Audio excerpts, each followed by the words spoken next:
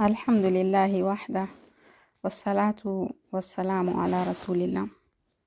Par la grâce d'Allah, nous sommes en train d'expliquer les règles exemplaires concernant les noms et les attributs parfaits d'Allah subhanahu wa ta'ala. Suivant le livre Les règles exemplaires de Cheikh Al-Uthaymin rahimahullah ta'ala, nous avons jusqu'à présent parlé des règles concernant les noms d'Allah. Le Cheikh a en effet partagé son livre en deux parties. Une première partie qui parle des règles concernant les noms d'Allah et une deuxième partie qui parle des règles concernant les attributs parfaits d'Allah subhanahu wa ta'ala. Donc dans la première partie concernant les règles qui concernent les noms d'Allah subhanahu wa ta'ala, nous avons parlé de la première règle qui est que les noms d'Allah sont tous parfaits.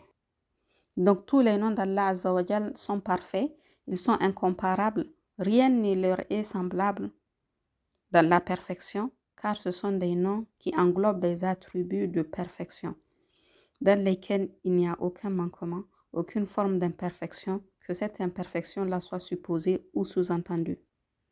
La deuxième règle, c'est que les noms d'Allah sont à la fois des noms propres, qui concordent pour désigner l'essence d'Allah azza wa jal, mais ce sont aussi des qualificatifs qui divergent du fait de leur signification qu'ils contiennent.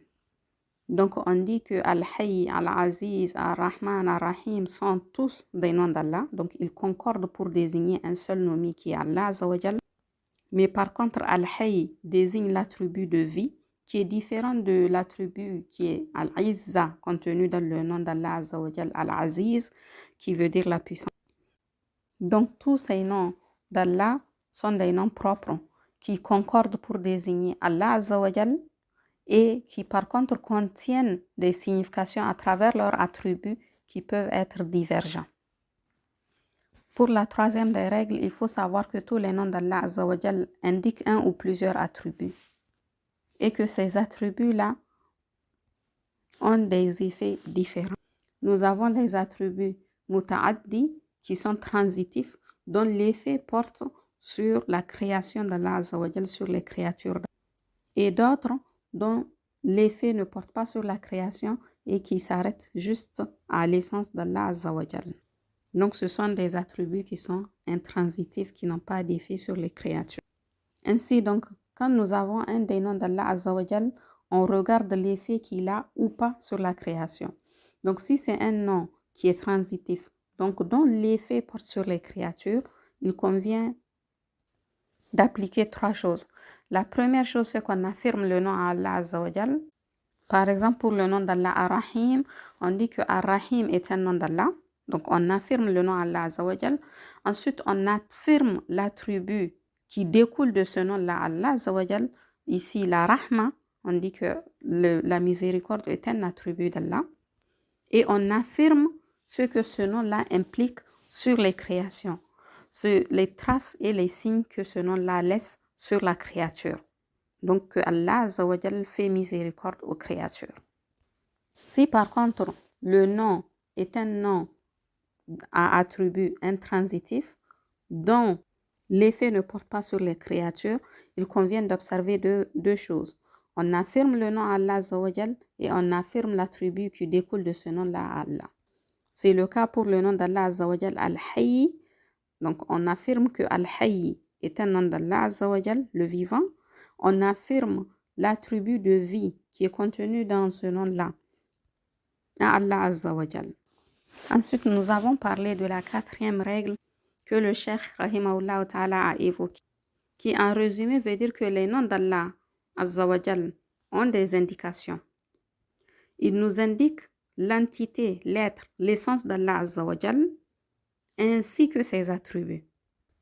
Et que cette indication-là peut se faire de trois manières différentes. La première est par correspondance, donc par mutabaka. C'est que le nom d'Allah azza wa jal pointe vers l'être d'Allah azza wa jal, nous indique l'essence d'Allah, mais aussi son attribut. Donc si nous prenons comme exemple le nom d'Allah Al-Khaliq, ce nom-là nous indique que l'essence d'Allah, l'entité d'Allah, l'être d'Allah est celui qui crée, Al-Khaliq.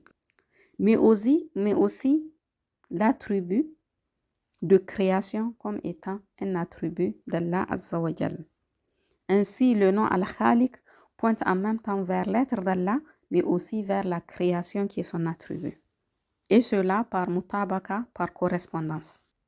Par inclusion, donc par tadammun, le nom Al-Khaliq désigne soit uniquement l'entité d'Allah Azza wa Jal, soit uniquement la création.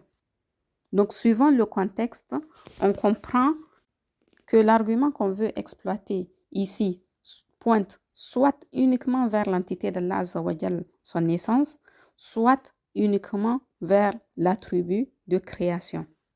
Donc, quand on prend seulement une partie de ce qui est dans le nom, alors on est en train d'indiquer par tadammun, par inclusion. Maintenant, par iltizam, donc par implication, le nom d'Allah Azza wa Jal va comprendre d'autres attributs qui sont extérieurs à ce nom-là, mais qui par implication en font forcément partie. Pour notre exemple du nom d'Allah Al-Khaliq, le créateur, on sait que pour qu'Allah Azza wa Jal soit créateur, il faut qu'il ait la science pour connaître ce qu'il veut créer et qu'il ait la capacité de créer, Al-Qudra, mais aussi qu'il ait la volonté pour pouvoir créer, ou encore la vie. Donc ce sont des attributs qui forcément sont impliqués par ce nom d'Allah Al-Khaliq sans pour autant en faire partie. Donc en résumé, cette quatrième règle nous montre ce vers quoi orientent les noms d'Allah. Des fois, cela désigne l'essence d'Allah Azza wa Jal et son attribut, donc par correspondance mutabaka. Des fois, cela désigne l'essence d'Allah Azza wa Jal ou son attribut, donc par inclusion, tadammun, et des fois par iltizam, par implication, il implique d'autres attributs qui sont extérieurs à ce nom-là, mais qui sont forcément impliqués par l'existence même du nom. Ensuite, le cheikh, rahimahullah ta'ala, nous parle de la 5e règle concernant les noms d'Allah Azza wa Jal. Et cette 5e règle est que les noms d'Allah Azza wa Jal sont d'institution divine. Cela veut dire qu'il n'y a pas de place pour la raison concernant les noms d'Allah Azza wa Jal. Qu'est-ce que cela veut dire? Cela veut dire que les noms d'Allah Azza wa Jal, en ce qui les concerne, il faut s'arrêter à ce qui est descendu dans le Coran et dans la Sunna sans rien y rajouter. Car notre cerveau ne peut en aucune manière cerner Allah Azza wa Jal de manière à ce que nous, de notre propre initiative, à travers notre raisonnement, que nous puissions lui accorder des noms.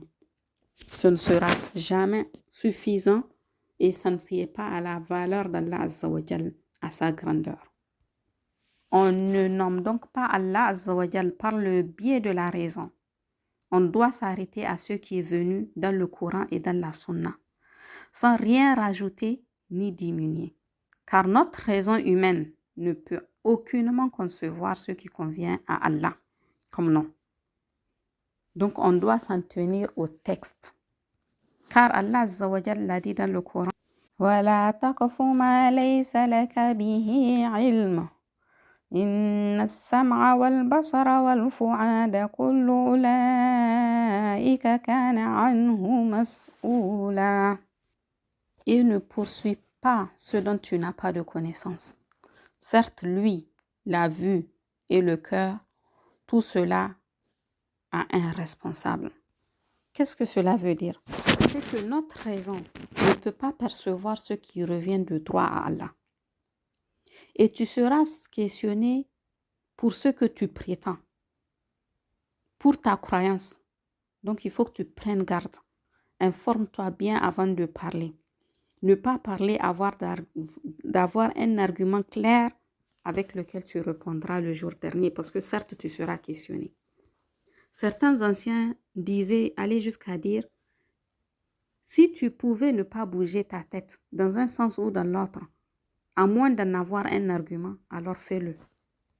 Allah Azza wa Jal a aussi dit, قل إنما حرم ربي الفواحش ما ظهر منها وما بطن والإثم والبغي بغير الحق وأن تشركوا بالله ما لم ينزل به سلطانه وأن تقولوا على الله ما لا تعلمون. Dit, Allah a interdit les turpitudes, tant apparentes que secrètes, de même que le péché, l'agression sans droit, associer à Allah ce dont il n'a fait descendre aucune preuve et de dire d'Allah ce que vous ne savez pas. Ici, concernant ce verset-là, les oulémas disent que les mots qui ont été cités ont été cités par chronologie. Et dans cette chronologie-là, on va du moins grave au plus grave, au pire. Donc, on va des turpitudes qui sont apparentes ou cachées, au péché, qui est le fait de se faire du tort à soi-même, à l'agression, qui est le fait de faire du tort à l'autre, au fait d'associer à Allah Azza wa Jal ce dont il n'a pas fait descendre de preuves. Et ensuite, le plus grave donc des mots, c'est le fait de dire sur Allah Azza wa Jal ce que tu ne sais pas. C'est donc de parler au sujet d'Allah sans science. Et c'est cela le pire des péchés. Donc le bon comportement vis-à-vis des noms et des attributs d'Allah Azza wa Jal consiste à se suffire de ce qui nous est descendu dans le livre et dans la sunna. On affirme à Allah Azza wa Jal ce qu'il s'est affirmé lui-même dans le Coran et dans la sunna, et on nie à Allah Azza wa Jal ce qu'il s'est nié dans le Coran et dans la sunna. L'imam Ahmad rahimahullah ta'ala disait: Allah n'est décrit que comme il s'est décrit lui-même et comme l'a décrit son messager sallallahu alayhi wa sallam, sans dépasser le Coran et la sunna. Il n'y a donc pas de place concernant les noms d'Allah Azza wa Jal et ses attributs pour la raison, pour la déduction analogique, pour la comparaison, pour le raisonnement. Pourquoi? Car la raison ne peut pas percevoir ce qui revient de droit à Allah. Ensuite, cela reviendrait à parler au sujet d'Allah sans science, puisque dans ce cas, tu ne t'appuierais pas sur le Coran et la Sunna. Ensuite, car cela constitue une injustice immense, un crime contre Allah Azza wa Jal. Bien sûr, rien ne peut nuire à Allah Azza wa Jal, mais celui qui fait cette injustice-là, qui commet ce crime-là, il trouvera ce qu'il mérite le jour où il rencontrera Allah.